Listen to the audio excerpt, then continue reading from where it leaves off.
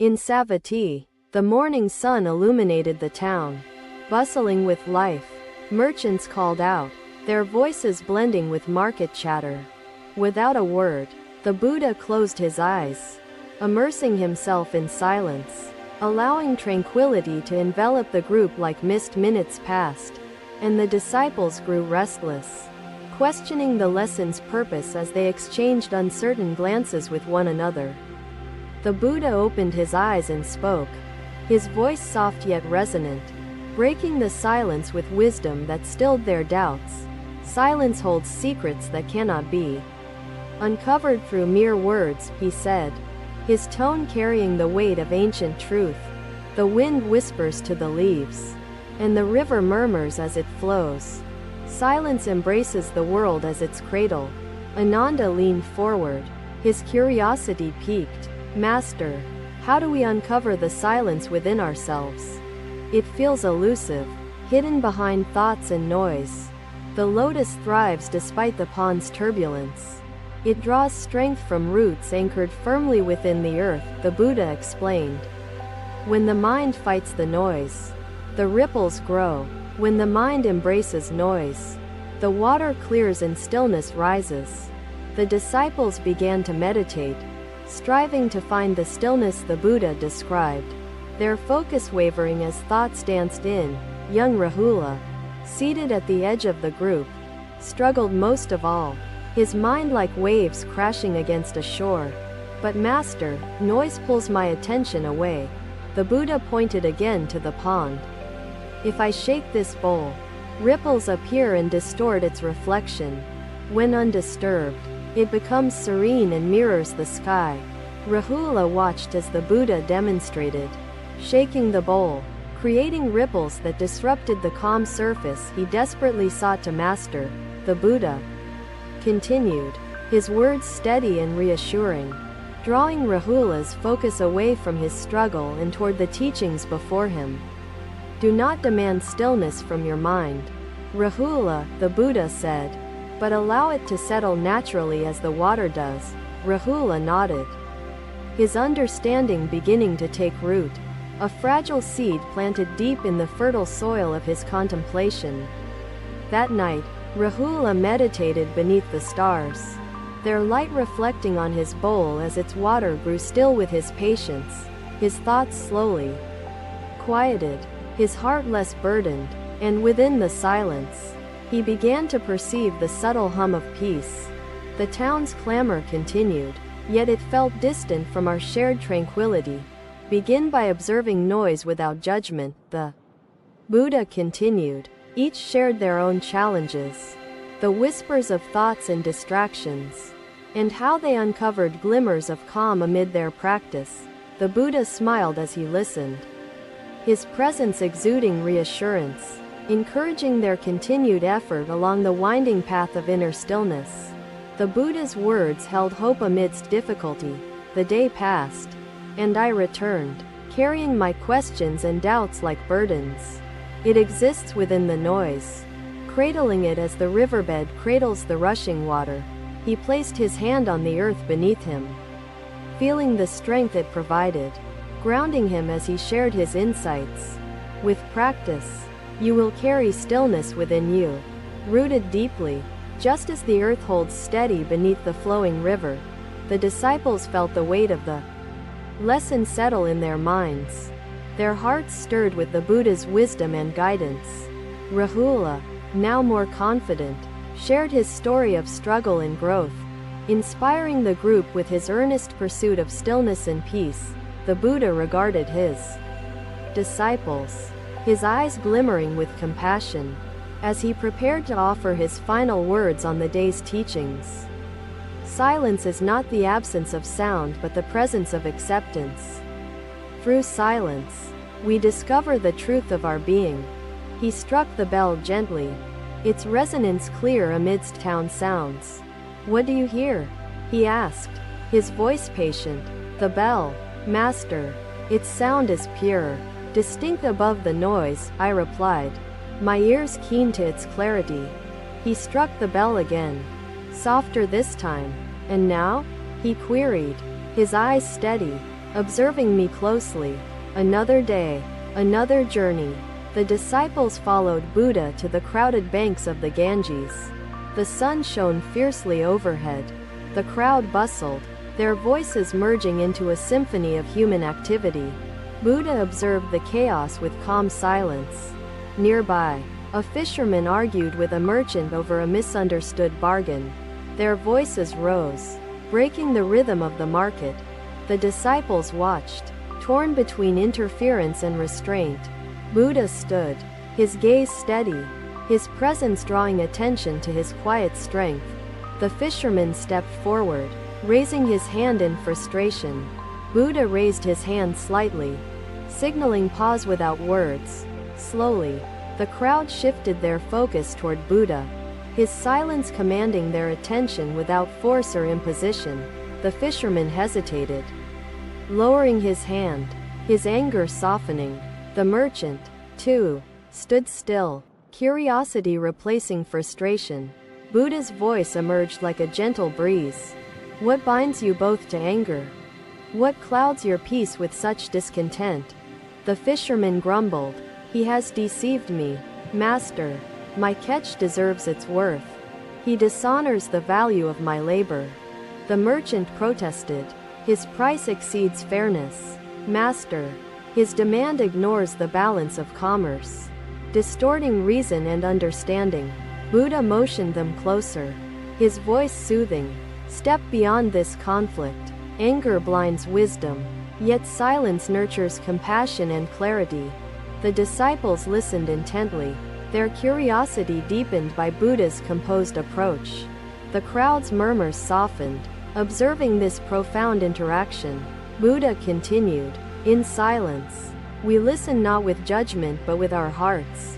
In silence, solutions arise, unhindered by wrath. The fisherman, his anger melting, spoke softly, Master, my labor is genuine, yet my anger corrupts its worth. I hear your wisdom. The merchant nodded in agreement, his tone humbled, Master, greed blinds fairness. Silence unveils what words distort. I wish to learn. Buddha's serene expression reflected peace. Compassion within silence heals. Compassion beyond silence transforms compassion. Shared nurtures balance for all beings. The two men bowed before Buddha. Their expressions softened, their anger and greed replaced by humility and gratitude. Turning to the disciples, Buddha said, compassion flows not always through speech but through presence. Silence bridges divides, fosters unity. The disciples reflected on Buddha's words, his actions speaking louder than explanations, his silent teachings resonating within their hearts. Buddha led the group onward, the river's flow mirroring the rhythm of compassion, guiding their path deeper into wisdom. As the disciples meditated by the river, they pondered Buddha's lesson. Silence became their tool to foster healing. One disciple, Subhuti, approached Buddha hesitantly, seeking clarity. Master, how can silence alone transform anger and conflict? I yearn to understand. Buddha's gaze held warmth. Subhuti, silence does not erase pain but allows us space to observe, reflect, and heal. Subhuti considered Buddha's words, replying thoughtfully, Master, silence feels vulnerable, anger feels strong.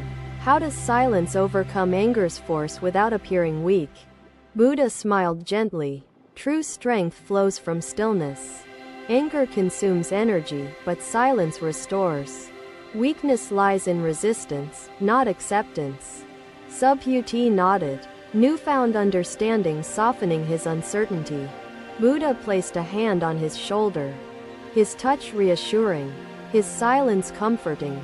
Buddha's disciples began practicing silent compassion daily. The bustling city transformed into a canvas for their quiet, mindful presence. The fisherman returned to the market. His demeanor changed, his interactions reflective of peace gained from Buddha's silent teachings. The merchant began offering fair prices, his greed tempered by humility. Silence nurtured their commerce into harmony within the city. Word spread of Buddha's silent lessons, drawing seekers from distant lands. His teachings transcended words, resonating universally through action and presence. Disciples observed their progress, their silent compassion fostering unity and understanding, reaching hearts untouched by verbal persuasion. Buddha's teachings echoed beyond the banks of the Ganges. The power of silent compassion revealed truths no arguments could convey. Every step Buddha took inspired transformation. His silent retreats became sanctuaries, his silent words bridges connecting worlds otherwise divided. Silent compassion became not just a lesson but a lifestyle, embodying truths timelessly resonating in hearts beyond his own era. Buddha said to his disciples, "Let compassion speak through silence. Let silence reflect wisdom. Let wisdom heal, bridging gaps between beings." Another day, another lesson. Buddha led his disciples to the serene mountains, where the wind sang softly through the trees. The path ascended, narrow and winding, as the group moved in silent harmony, their steps blending with nature's rhythm. At sunrise, they reached a plateau overlooking valleys bathed in golden light, where the world felt vast yet connected. Buddha gestured to the horizon, his serene voice breaking the silence. "Observe, my disciples, the endless interplay of life below." The disciples followed his gaze, seeing rivers weaving through forests, villages nestled among fields, and mountains touching the heavens. Buddha sat cross-legged, inviting them to do the same, his presence a beacon of calm amidst the expansive view. He spoke gently, "Consider the rivers, flowing tirelessly. Do they choose their path, or does the landscape guide their journey?" One disciple, Sariputta, pondered aloud, "Master, the rivers seem to adapt, following the contours of the land, yet shaping it simultaneously." Buddha nodded, his eyes reflecting wisdom. "Indeed, Sariputta, rivers and land dance together, neither dominating, neither resisting. This is interconnectedness," he continued. "Each tree, each mountain, each being contributes to the whole. Nothing exists in isolation, yet each retains its uniqueness." The disciples listened intently, their hearts absorbing the profound lesson, the vastness of the view mirroring the depth of Buddha's words. Buddha extended his hand towards a small reed swaying in the wind. This reed, though fragile, affects the meadow's harmony. Rahula, eager to understand, asked, "Master, how can something so small hold such importance within the vastness of existence?" Buddha smiled. "Rahula, existence is a web. Tug one thread and the entire tapestry shifts. Small acts echo far and wide." He gestured to the meadow below. "Imagine the meadow silent, without the reed's whisper. Would the wind's story remain complete?" The disciples reflected on this, realizing their own lives were like reeds, their actions rippling through the interconnected web of life. Buddha's voice softened. "True peace arises when we align with this harmony, understanding our role, embracing our interdependence with all."